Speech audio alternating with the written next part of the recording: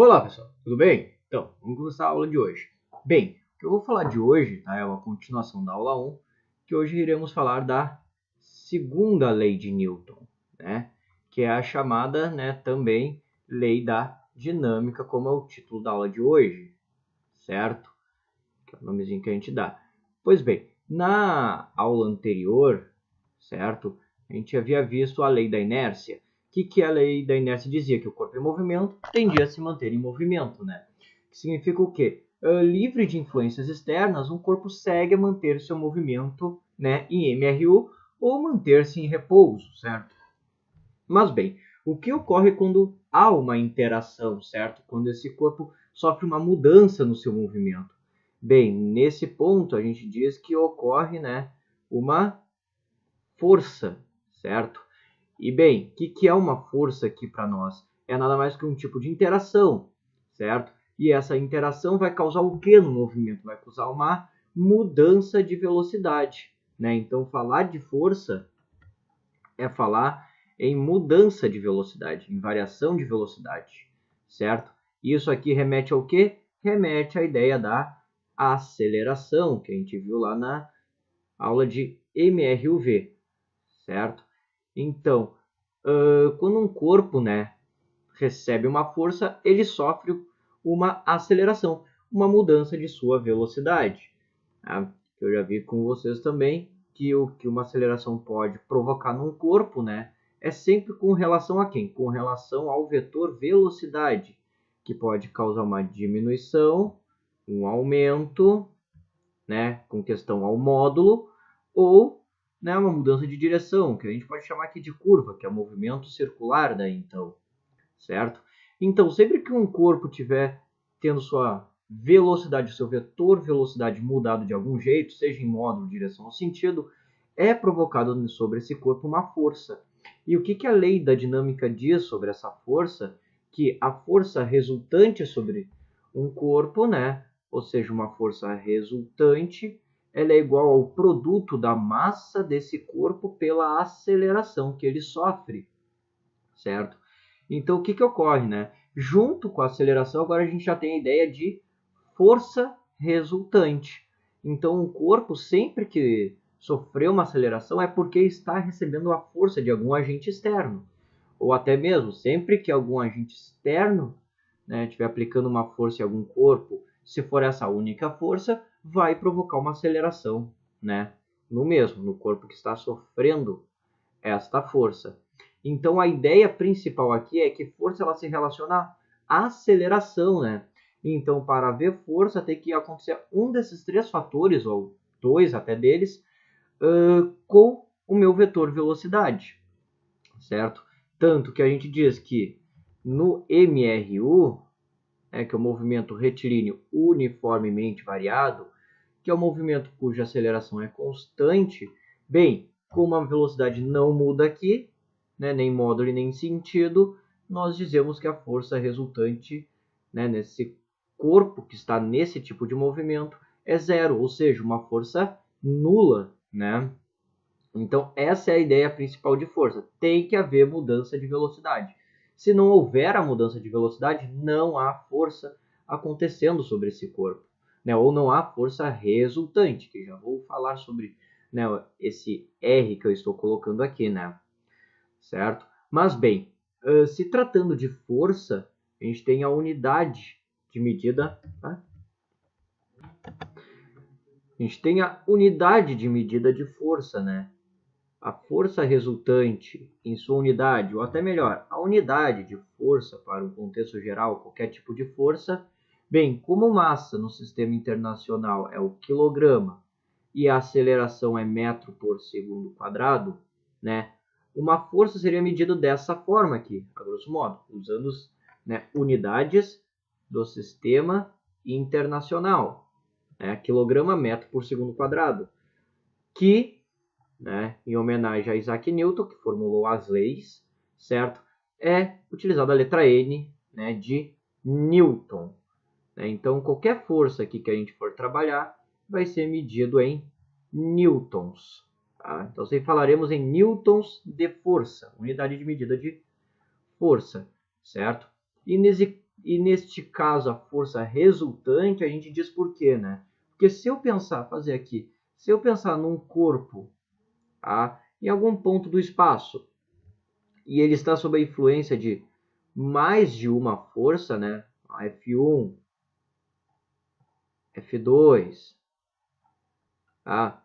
Posso colocar aqui também F3, F4, posso colocar quantas forças forem possíveis, né? Posso botar até uma aqui se eu quiser, tá? Para exemplificar, F1, F2, F3, F4, o que será a força resultante? Será o resultado de todas essas forças, né? A junção, vamos dizer assim, de todas as forças que estão agindo sobre aquele sistema. Então, o que a gente tem? Força resultante sendo basicamente, o que a gente diz, um somatório, né? Esse aqui é o símbolo de somatório, uma soma de todas as forças Fn, né? De 1 até o valor n. No caso, estou somando F1, F2, F3, F4, ou seja, somatório de todas essas quatro forças. Só que, claro, uma soma, ó, vetorial, né? Que daí vem a questão da soma de vetores. Que daí, para ver melhor sobre isso, pode acessar lá a aula sobre vetores ali. Pelo menos a parte de soma vetorial, né? A diferença entre cada uma delas. Ok? Então, aqui se dá uma soma vetorial entre todo mundo. Por exemplo, se eu fosse aplicar, né, uma força F de 3 newtons para uma direção e num corpo, né, e uma força de 4 newtons, só que na direção oposta, certo? O que eu vou fazer? Primeiramente, eu vou tomar uma direção como eixo positivo. Para a direita vai ser positivo, para a esquerda negativo. O que seria a força resultante aqui, né? Seria nada mais do que 3, ser positivo, boto na frente, menos 4. Que aqui eu tenho um caso de vetores sendo somados e vetores que estão paralelos, ou seja, numa mesma direção, porém em sentidos opostos. Então, olha só, força resultante igual a menos 1 newton, né? O que significa isso? Significa que essa força está no sentido oposto do que eu convencionei como positivo aqui para mim, certo? E enquanto se eu tenho essas mesmas duas forças, 3 newtons, atuando no corpo, e uma força no sentido perpendicular 4 newtons, o que acontece aqui? Eu já tenho uma soma vetorial diferente, né? Vetores estão perpendiculares. Aí a força resultante vai ser o quê? Vai ser a raiz de 3 ao quadrado mais 4 ao quadrado. Tá? Que aqui vai haver aquele teoreminha de Pitágoras, né? Que resolvendo isso, acha-se 5 newtons, certo? Então, veja, só de mudar o sentido das forças, eu mudo aqui o valor da força resultante. Então, muito cuidado com essa questão do módulo. Se bem que a maioria das questões, né, sempre vai haver vetores ou na mesma direção, atuando no corpo, ou no máximo sentidos opostos, né?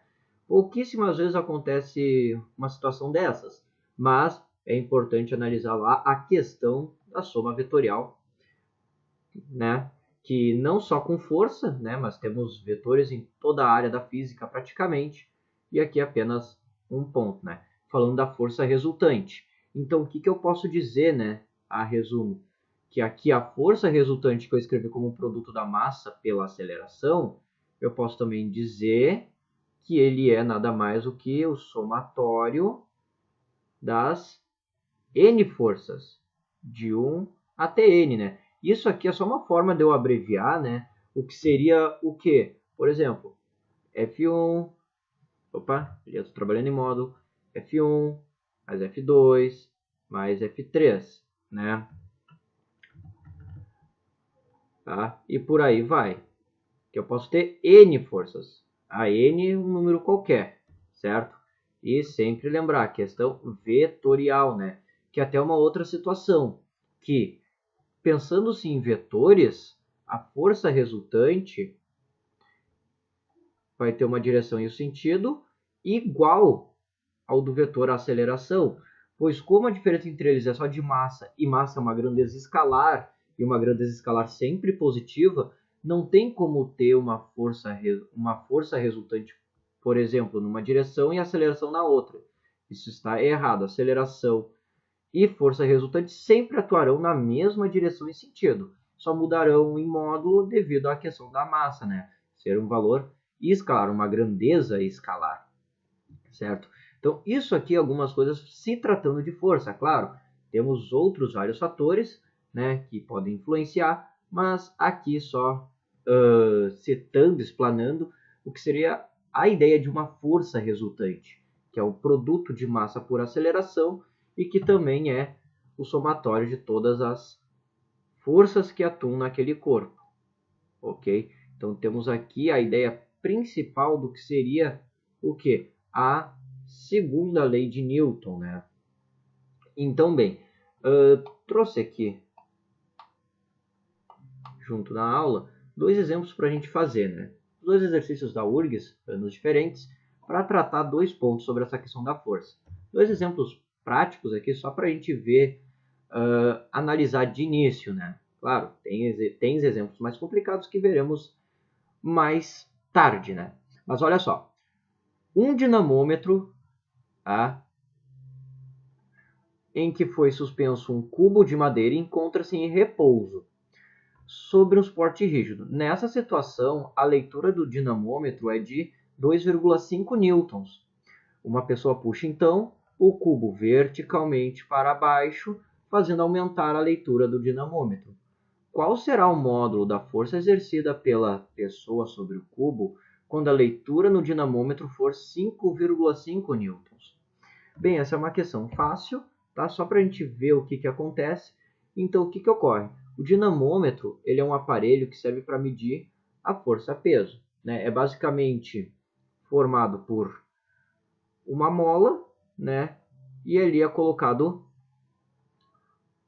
preso a um gancho que, quando esse corpo for suspenso, né, ele vai puxar devido à ação da gravidade e vai acabar esticando essa mola, né, fazendo uma certa leitura. Bem, quando o corpo está suspenso em repouso, o dinamômetro ele registra uma força, como diz a questão, de 2,5 newtons em módulo. Significa o quê? Que este gancho, né, ou só pensar ali, melhor dizendo, o corpo em questão, que está junto do gancho, vou simplificar aqui, está sendo puxado, né, com uma força de 2,5 newtons. Uma força F de módulo 2,5 newtons, certo? Pois bem, quando a pessoa aplica uma outra força para baixo, verticalmente, temos aqui a inclusão de mais uma outra força. Aqui eu vou chamar de F1, aqui eu vou chamar de F2 agora, na mesma direção, cujo módulo eu ainda não sei. Porém, o dinamômetro ele vai registrar esse valor total e o registro dele novo é de 5,5, né? E o que o dinamômetro está registrando ali? Nada mais do que a força resultante. Ou seja, toda a força que ele está tendo que fazer para manter, né, aquele bloco, aquele cubo em equilíbrio, devido à ação tanto da força gravitacional sobre a mola, quanto a força que é aplicada sobre o bloco por uma pessoa. Pois bem, isso aqui é a força resultante, né? E o que é a força resultante? Como eu falei, é o somatório de todas as forças. Como aqui elas estão em módulo e os dois na mesma direção e sentido, adotarei para baixo como sentido positivo, certo? Então, o que acontece? A força resultante aqui seria nada mais do que F1 mais F2 em módulo, né? Como eu falei, ó, o somatório das N forças. Só que só tenho duas forças, então uma soma de dois valores. E dessa soma eu tenho que ter o quê? Eu tenho que ter o valor de 5,5. Bem, a força 1 eu já sei, 2,5.